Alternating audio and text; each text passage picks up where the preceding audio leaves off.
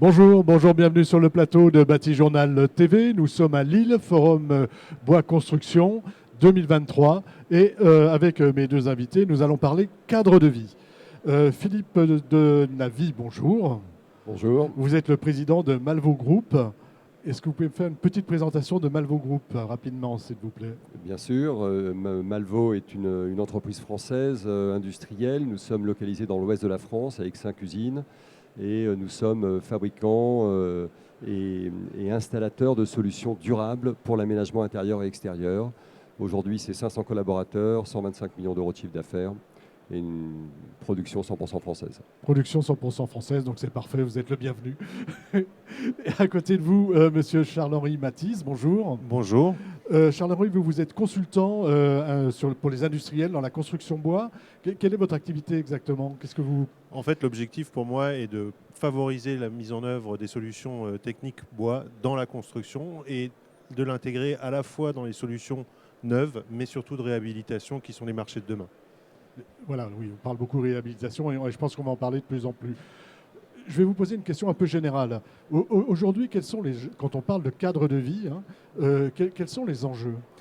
Aujourd'hui, en fait, on a mené plusieurs travaux au départ sur les réflexions autour du cadre de vie dans les logements en bois, qui étaient les premiers travaux qui nous ont amenés à réfléchir sur comment peut-on industrialiser et sortir, en fait, je dirais, des solutions traditionnelles communément plaques de plâtre peintes en blanc, on va dire, et comment surtout intégrer à bord plus de produits biosourcés et surtout des solutions à base d'essences qui ne sont pas forcément résineuses, mais bien feuillues et exploiter les forêts françaises avec toute leur diversité et répondre d'autre part aux enjeux et aux envies, je dirais, à la fois de la maîtrise d'œuvre, mais aussi des maîtres d'ouvrage, de différencier leur offre avec des solutions constructives qui embarquent en fait toute la technicité nécessaire pour répondre aux enjeux à la fois réglementaires et de marché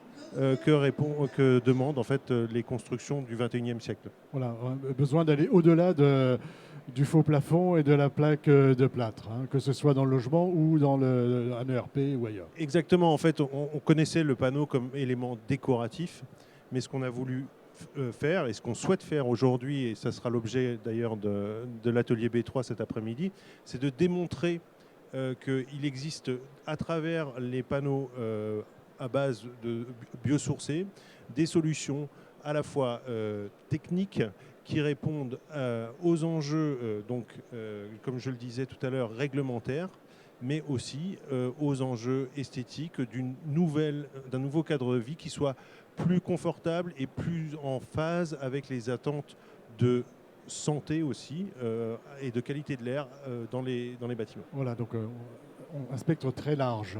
Très large. Philippe, vous êtes d'accord avec ce décor, on va dire, et où est-ce que vous voulez ajouter quelque chose? Non, je crois que le constat est le bon. Le panneau décoratif existe depuis longtemps. On l'utilise dans l'agencement, dans l'aménagement, les panneaux acoustiques de la même manière, mais sans avoir une vraie conscience ni environnementale ni technique, ou en tout cas conscience de l'environnement technique du bâtiment. Et c'était les gros enjeux de la transition et en tout cas des projets qu'on a développés ensemble, à la fois avec Charles-Henri, mais aussi avec toute la filière. Alors on va parler de ces projets. Charles-Henri, vous vouliez ajouter quelque chose? Il y avait un autre enjeu aussi qui nous paraissait important d'adresser grâce à des solutions sèches comme les panneaux biosourcés, c'était de pouvoir favoriser la préfabrication. Effectivement, aujourd'hui, on est encore dans des solutions qui sont des solutions humides, qui prennent du temps sur chantier. Et en fait, on a un défaut aujourd'hui, c'est la main-d'œuvre, bien souvent, pour mettre en œuvre ces solutions et la qualité de finition. Et aujourd'hui, avec les solutions biosourcées, je dirais qu'on arrive préfabriquées en atelier. On arrive à la fois à intégrer effectivement des contraintes techniques, mais beaucoup plus de préfabrication, les réseaux, enfin tout un tas de fonctionnalités qui aujourd'hui nous permettent de gagner du temps dans les interventions sur chantier et d'être plus efficaces. Voilà, l'idée, c'est d'être plus efficace, de construire à l'abri et d'apporter sur le chantier et d'assembler sur le chantier. Exactement. D'accord. Parlez-moi de ce que vous avez développé et donc de la réponse, on va dire, à ce que vient de nous poser Charles-Henri. Alors l'intérêt du groupe, c'est que nous avons plusieurs métiers, notamment une phase industrielle qui est la base de notre histoire, mais aussi des entreprises d'agencement et des bureaux d'études capables d'accompagner la conception et le développement de nouveaux produits depuis le début du projet jusqu'à la pose et l'installation du projet. Donc la priorité pour nous, ça a été de bien appréhender les nouvelles problématiques de l'environnement de la construction bois, à la fois sur le plan environnemental, mais aussi sur le plan réglementaire, qui sont des choses nouvelles pour nous, puisque les problématiques de feu concernaient peu la décoration de l'intérieur. Aujourd'hui, c'est un vrai sujet. Les problématiques d'acoustique, avec des coefficients alpha-Sabine qui ont besoin d'être contrôlés et maîtrisés. Et puis surtout, la capacité de répliquer, de dupliquer ces projets, donc de les industrialiser. Voilà. Est-ce que vous pouvez me décrire en fait un panneau que vous allez installer, un panneau industrialisé? Aujourd'hui, on va arriver sur des solutions abouties, un peu par opposition aux sur-mesures qui se faisaient préalablement. On a développé des solutions pour nos clients qui sont des solutions abouties avec des formats standards. On va prendre un exemple de dalle épicéa avec un classement feu Euroclasse B, un alpha Sabine de 0,90, un coefficient A+, pour la qualité de l'air, qui va être fabriqué en série et industrialisé dans nos usines avec des investissements. On a investi un peu plus d'1,5 million sur les 2 dernières années sur ces projets-là pour avoir un produit répétitif et constant. Produit répétitif constant. Moi, en tant qu'architecte, je peux aussi m'en saisir et vous demander un peu de sur-mesure ou comment ça se passe? C'est la crainte toujours du produit industrialisé, c'est-à-dire, d'accord, c'est industrialisé, mais c'est fini ma créativité, on n'en parle plus. Non, la créativité, la limite de la créativité, c'est le prix. C'est la contrainte économique du projet. On est aujourd'hui dans des projets en construction bois. On a vécu l'augmentation très forte des matières premières. Donc il faut arriver à industrialiser nos process pour que économiquement on rentre dans l'enveloppe du bâtiment, en tout cas dans l'enveloppe budgétaire du bâtiment. Et aujourd'hui, effectivement, on sait tout faire. Mais la rationalisation et l'industrialisation nous permet d'arriver à un coût économique qui soit abordable par les constructeurs. Et raisonnable. C'est-à-dire quelque chose que je peux mettre partout à un prix raisonnable. Mais rassurer les architectes, place à la créativité. C'est vous qui allez les rassurer. Non, mais place à l'imagination, oui, place à la créativité. La contrainte, c'est celle du budget de leurs clients. Après, nous, on s'adapte. On parlait par exemple de nouvelles contraintes par rapport à la construction bois et biosourcée, contraintes liées par exemple à l'incendie. Comment vous intégrez dans vos produits et les systèmes que vous proposez cette contrainte-là? Elle est dorénavant inscrite dès la base du projet, c'est-à-dire que le projet qu'on va concevoir doit être capable de passer les tests feu, donc il y a une grosse phase de développement. On a sur ces produits un assemblage de matériaux, puisque la face de bois n'est qu'une face apparente, mais derrière il y a un complexe qui vient absorber et piéger le bruit, piéger le son, dans la problématique de l'acoustique. Donc le sujet est complexe, il faut associer les matériaux, faire des développements, ce qu'on a fait avec le FCBA. C'est un peu plus de 2 années de développement et de projet, et aujourd'hui des certifications et des classements feu. Il y a beaucoup d'intelligence derrière en fait, cachée. Beaucoup de développement qui ne se voit pas. Quand on regarde un panneau, il ressemble à un petit panneau décoratif qu'on trouvait précédemment chez un menuisier agenceur, mais on est sur un vrai produit, une vraie solution technique industrielle. Jean-Henri, sur ces questions d'intégration des problématiques, que ce soit l'incendie, l'acoustique ou la santé avec la qualité de l'air intérieur. Effectivement, aujourd'hui, je dirais que pour bon nombre de concepteurs, la limite en fait de toutes les solutions innovantes qu'on pourrait présenter, je dirais, c'est effectivement leur certification et leur employabilité, je dirais, off the shelf. L'idée, c'est vraiment de se dire que, et c'est ce que je trouve intéressant dans la proposition de Malvo aujourd'hui, c'est qu'ils sont allés au bout de la démarche et effectivement, il n'y a plus de frein. Parce que quand vous êtes obligé de faire un avis technique, quand vous êtes obligé de faire une enquête de technique nouvelle sur un chantier spécifique avec un produit en cours de développement, je dirais que c'est des mois qui sont potentiellement perdus sur la phase chantier. Et aussi beaucoup de tracas finalement pour l'ensemble des équipes pour arriver à mener à bien finalement qu'une petite phase du projet. Et en fait, je pense que la démarche qui consiste à dire qu'on rentre sur des solutions industrialisées qui vont permettre justement de favoriser la conception, d'aller vite, à la fois dans la phase de contrôle aussi du chantier. C'est des éléments qui sont fondamentaux pour être en cohésion, je dirais, avec l'autre pendant, je dirais, de la construction bois aujourd'hui. C'est-à-dire qu'on dit, bon, une construction sèche, préfabriquée, on gagne en temps de mise en œuvre. Mais si c'est pour perdre une partie de ce temps dans la phase de seconde œuvre, je dirais qu'on vient trahir un peu les qualités du produit, de la structure initiale. Il faut aller jusqu'au bout. Voilà, il faut aller au bout. Oui, vous vouliez ajouter quelque chose? Non, simplement qu'effectivement, la mise en œuvre de ces produits doit être simplifiée, elle doit être accessible à tous. Aujourd'hui, on passe, nous, au sein du groupe, avec une solution interne qui permet d'accompagner le projet de A à Z pour bien le coordonner et justement, par la préfabrication, accompagner nos équipes, avoir le retour d'expérience. Demain, on est en mesure, on sera, mais on est déjà en mesure de donner ce savoir-faire et cette expertise à des poseurs, à des agenceurs qui vont être en capacité d'aller poser des produits préfabriqués en usine tels qu'on les fait aujourd'hui. Il y a deux autres sujets aujourd'hui dans la construction qui sont importants. C'est l'aspect carbone. Et je vais vous demander comment vous intégrez ça à vos produits. Il y a un autre aspect, c'est l'aspect recyclage, mais aussi réemploi.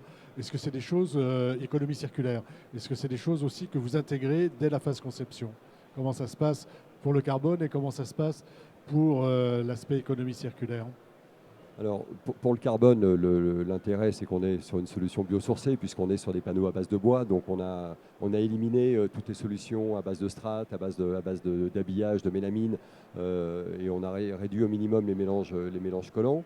Donc, on est dans un produit en circuit court. On est en train d'optimiser, on est en train de faire les bilans carbone de ces produits, donc je ne peux pas vous donner de chiffres aujourd'hui, mais en tout cas... Vous aurez des FDES pour vos produits? On est en train de finaliser. On est en train de finaliser, les process sont toujours longs, c'est plus de 3 mois de certification. C'est long. Donc il fallait d'abord arriver aux produits finis pour les certifier, donc c'est ce qu'on est en train de faire. Donc les FDES sont en train de sortir, elles existent sur les produits bruts, mais elles n'existaient pas sur les produits transformés, donc on va accompagner nos produits avec des FDES sur les complexes. Et puis pour la phase de réemploi, aujourd'hui nos produits sont totalement réemployables puisqu'en fait on peut faire de la remise à format sur les produits qui sont installés aujourd'hui. Donc il peut y avoir du réemploi sur ces produits. Ça faisait partie de la réversibilité qu'on nous demandait dans les projets. Aujourd'hui tous nos produits sont réversibles, ils sont montables, démontables. Voilà, montables, démontables, on peut les réutiliser ailleurs. Exactement. Et éventuellement les refaire, on va dire, les réassembler. Enfin, je cherche le mot, mais je l'ai perdu. On pourrait les retravailler à la surface du panneau, voilà, changer la finition. On peut les remettre au format. En tout cas, il y a un réemploi total de nos dalles acoustiques. C'est clair qu'aujourd'hui, l'enjeu, effectivement, aussi du cadre de vie à base de matériaux biosourcés et de panneaux en particulier, c'est vraiment la réversibilité. C'est-à-dire qu'on est sur des solutions où, quand on décide de déplacer une cloison, on va parler d'une cloison, parce que c'est un exemple qu'on a souvent en tête, on a besoin de faire évoluer le logement. C'est des solutions qui sont démontables et remontables sur site, simplement en décalant les éléments de fixation à l'intérieur du logement. Donc on est vraiment sur quelque chose de beaucoup plus souple que sur les solutions qui sont traditionnellement utilisées, où là on est obligé de casser, de mettre en décharge et de remettre des nouveaux produits en œuvre. Là on est vraiment déjà sur de l'ultra court, en disant qu'on dépose la cloison et on la décale de quelques... C'est du court, c'est du modulaire, ça me permet de moduler mon logement un petit peu. Bon, on en parle beaucoup aujourd'hui, l'évolution des familles, de la manière dont, si on veut une pièce en plus, en moins, et à tel endroit. Parce que là, on est sur le logement avec vos solutions. On est sur le logement, on est sur le tertiaire, avec les problématiques d'acoustique du tertiaire. On est bien placé aujourd'hui pour en parler. Oui, merci. On aurait pu mettre du bois au plafond. Ça aurait été bien. Ça aurait été bien. Non, effectivement, c'est logement tertiaire, beaucoup de tertiaires. Beaucoup de tertiaires. On arrive un petit peu au terme de nos échanges. Est-ce que vous voulez ajouter quelque chose, une petite conclusion par rapport à ce cadre de vie avec des systèmes biosourcés et moins impactants au plan environnemental? Je dirais qu'effectivement, notre enjeu, il est clair, je dirais d'un point de vue global en termes de profession de l'aménagement. C'est à la fois d'avoir des produits industrialisés accessibles et simplement, qu'on peut dessiner simplement pour la maîtrise d'œuvre et la maîtrise d'ouvrage, l'envisager économiquement, parce qu'on a des produits sur catalogue et sur liste, avec un prix derrière. Et ça, je pense que ça, c'est le vrai enjeu, c'est de rendre les choses assez comparable aux produits qui sont existants sur le marché. Ne pas réinventer la roue, d'une part, et d'autre part, effectivement, de valoriser ce qui existe avec le panneau, c'est-à-dire d'être capable de réemployer de manière très simple ces produits et de rentrer réellement dans l'économie du 21e siècle avec la réemployabilité comme ligne de mire et la flexibilité. Quelque chose à ajouter ?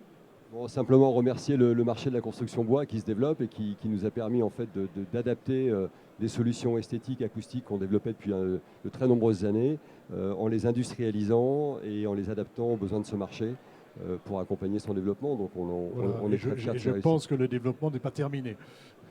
Enfin, j'espère. Nous En tout cas, on le voit. Nous l'espérons. Merci d'être venu sur le plateau de Bâti Journal TV nous parler de cadre de vie.